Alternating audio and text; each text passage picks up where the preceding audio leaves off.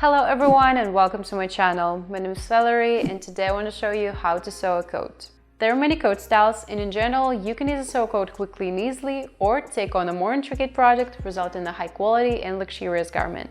I, of course, don't offer easy routes, so I'll be sewing a rather complex coat model. Actually, I've already sewed it, so I'm just going to show you how I did that. It will be a single-breasted coat with installation and a very defined shoulder line.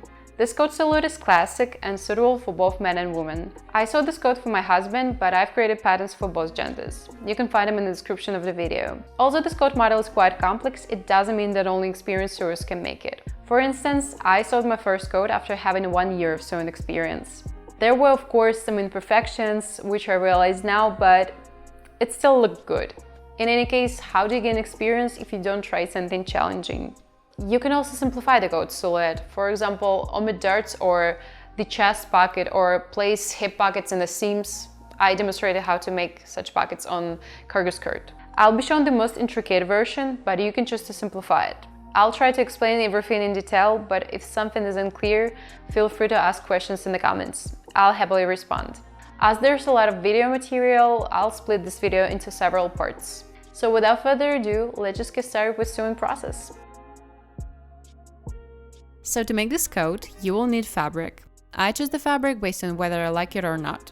Generally, when choosing coat fabric, it is advisable for it to consist of more than 50% natural materials, such as wool or cashmere, and ideally a small percentage of synthetic material, around 10 to 20%, for increased durability, preventing rolling or wrinkling, and ensuring the coat lasts for many years. So in my case, there's wool and about 10% of synthetic material.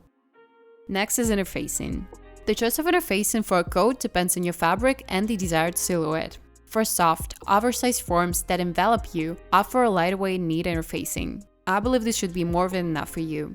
I mentioned this in case you're following my tutorial by using different pattern for your coat. In general, coat construction is similar, with the exception of some details. My fabric is quite dense, and I want the coat to hold its shape well, so I choose a medium weight interfacing. Next is lining. My lining is made of viscose and is quite dense. For outerwear, it's better to choose a dense lining fabric. And of course, it's preferable for it to have a more or less natural composition. Since the shoulder line will be well defined, I also need shoulder pads, about 1 cm thick. Don't choose anything too large, 1 cm is more than enough. Additionally, I'll need sleeve hats to fill the sleeve caps, ensuring the sleeve look voluminous and elegant.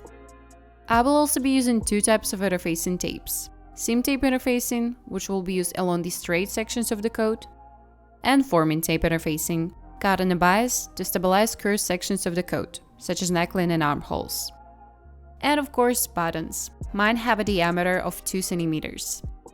I will be sewing a warm version of the coat, suitable for winter wear, so I'll also need insulation. You can sew it without insulation, the only difference is that you'll need to attach the insulation to the lining. If you also choose to sew a warm version, I recommend using this type of insulation.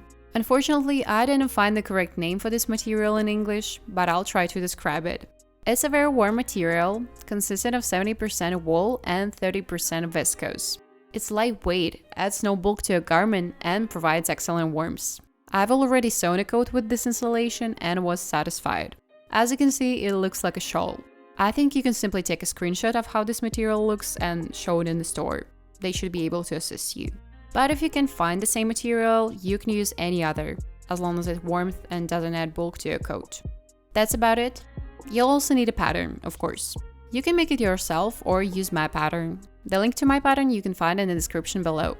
And a very important detail. Before sewing a coat, using my pattern or any other, I strongly recommend first making a prototype from some inexpensive fabric to check how the coat will roughly fit you. We're all different, and an ideal pattern for each person can only be created if it's specifically tailored to you. If it's a pattern for standard measurements, it's important to check it and make adjustments if necessary. Because the coat has a distinct cut, and if it doesn't fit your figure somewhere, it can be noticeable. If you need to make any adjustments to my pattern, you can reach out to me on my Patreon or YouTube, and I'll explain how to do it. Usually it's minor things and not complicated at all. And of course, after printing the pattern, don't forget to measure the test square to ensure you have printed the pattern correctly. It should be 5 by 5 centimeters. So before cutting fabric, it's essential to Preshrink it. This is done to prevent our pieces from shrinking when we will interface them. Some coat fabrics can be washed, but more often they cannot. Therefore, it's better to pre-shrink them with an iron. So, iron all the sections of the fabric with steam several times.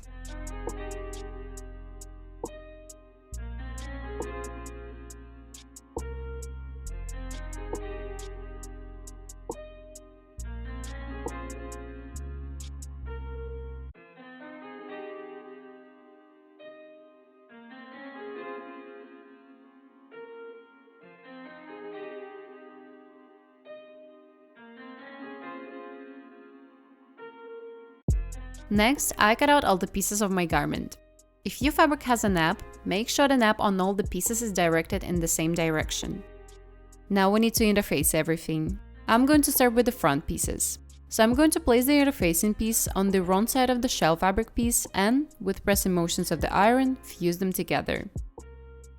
By the way, regarding interfacing and steam, some say you should interface without steam, while others claim that using steam is beneficial, as it helps the adhesive penetrate deeper into fibers. I believe using steam provides a better bond, but it's essential to let the pieces cool and settle after fusing them together.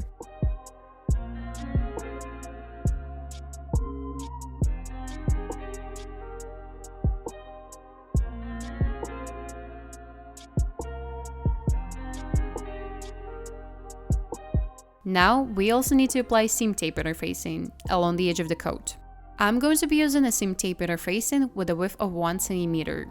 Since my seam allowances are 1 cm, I'm going to apply tape interfacing, leaving a couple of millimeters from the edge, so that the future seam aligns with the interfacing.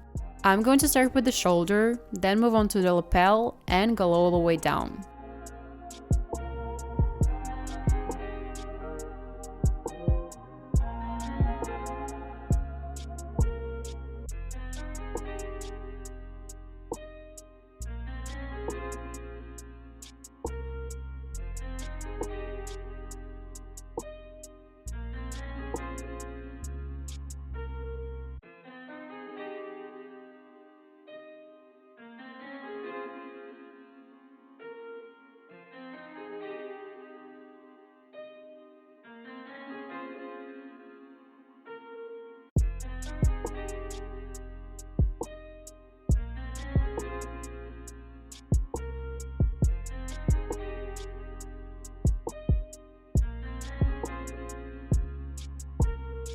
I've transferred all the markings from the pattern to the fabric, and now I want to interface the lapel fold. To ensure a neat and well-laid lapel, it's necessary to gently pull the interfacing tape, creating a slight tension. This helps the lapel fold nicely and turn naturally. There's no need to pull too hard, just a gentle tug.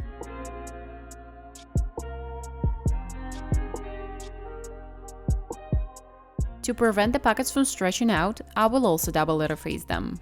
The size of the breast pocket welt is 11 by 2.5 cm. I added 1.5 cm on each side to the interfacing piece. So the size of my interfacing piece turned out to be 5 by 14 cm. I'm going to place it on my mark and carefully press it with an iron.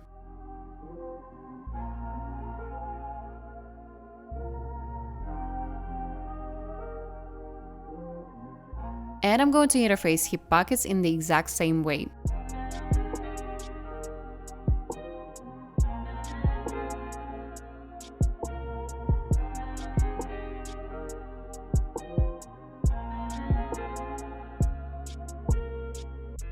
Make sure nothing catches or wrinkles anywhere. Now I'm going to interface the armhole with forming tape interfacing. On such curved sections, this type of interfacing is very convenient because it's cut in a bias, making it easy to manipulate and move around the curves of armholes, necklines, and such.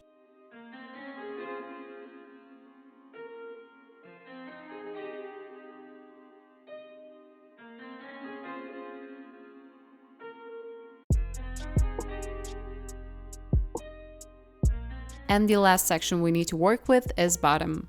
I'm going to mark a 4 cm seam allowance and fuse seam tape interfacing along this line.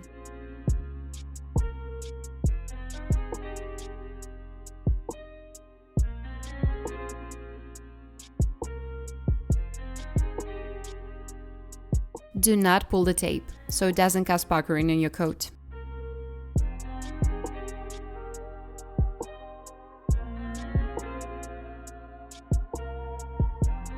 Then I like to press the seam allowances right away. It's more convenient for me because I can immediately see a clear bottom line. If you're unsure about your coat's length, it's better to do this after fitting. I'm confident in my length, so I press the seam allowances right away. By the way, it is advisable to press down the seam allowances with something heavy after ironing, because natural materials need the seam allowances to settle a bit after thermal processing under some heavy object, so that they can lay well and take the desired shape. There are special pressing tools for this, such as clappers, but since I rarely sew outerwear or garments that require thorough pressing, I haven't acquired such tools. Therefore, I press down the seam allowances with a heavy book of screen. We repeat the same process on the other side and move on to the other pieces. Now let's take the back piece. I'm going to interface the back partially, only the neckline and the armhole areas. Partial interfacing is done to provide stability to specific areas of a garment, where it's needed most. This approach allows for a balance between reinforcement and flexibility, ensuring that the garment moves comfortably with the wearer while maintaining a polished appearance.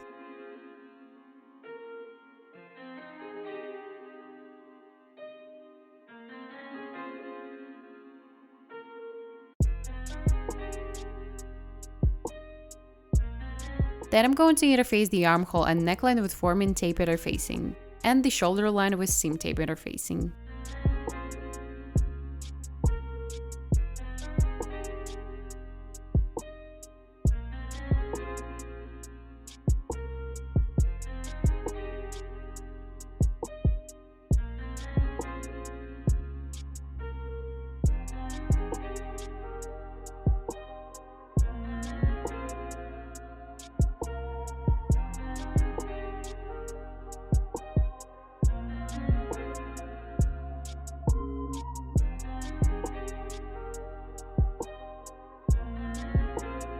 Moving on to the bottom, we also need to interface the area of the slit and the bottom seam allowance.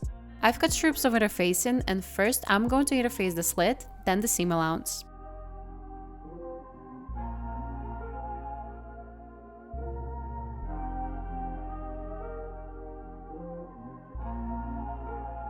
On both back pieces, the slit is interfaced identically, except for the seam tape interfacing. On the back piece where the slit will fold, I'm going to interface the folding line. For men's garments, the slit folds from left to right. For women's, from right to left. I'm sewing a men's coat, so I'm going to interface the fold of the slit on the right piece of the back. This is done to provide additional stabilization.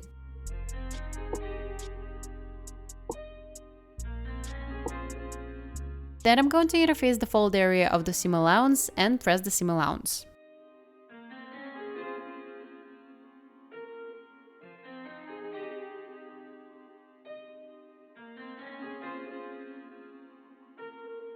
On the other piece, I did the same thing, but instead of interfacing the folding area of the slit, I interfaced its edge. The lining will be touched here, and to prevent the slit from deforming, I additionally stabilize it with tape interfacing. That's all for the back for now. Now for the sleeves. I'm also going to partially interface the sleeves, meaning I will only interface the sleeve cap areas. So I've cut out these pieces from interfacing, and now I'm going to fuse them to the sleeve.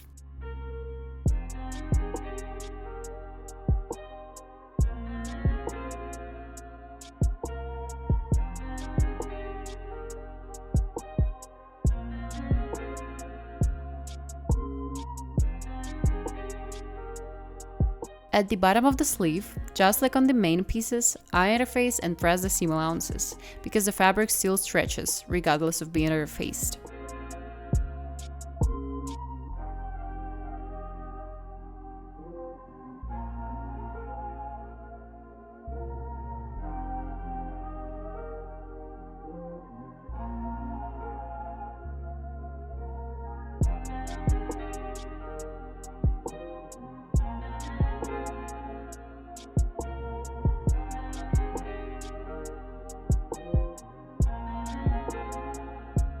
Now for the small pieces. I fully interface the front facing, pocket welts, and collar and collar stand pieces. If your fabric has a nap, pay attention to the nap's direction when cutting out the collars. The nap on the upper collar should go from bottom to top, and on the lower collar, vice versa, from top to bottom. This is done so that when your collar is folded, the nap aligns along the garment, and when you raise the collar, the nap directions on the lower collar also matches the nap directions on the garment. And that's all for now. I hope you enjoyed this episode. If anything wasn't clear, feel free to ask in the comments, and I'll try to answer everything. See you in the next episode. Bye!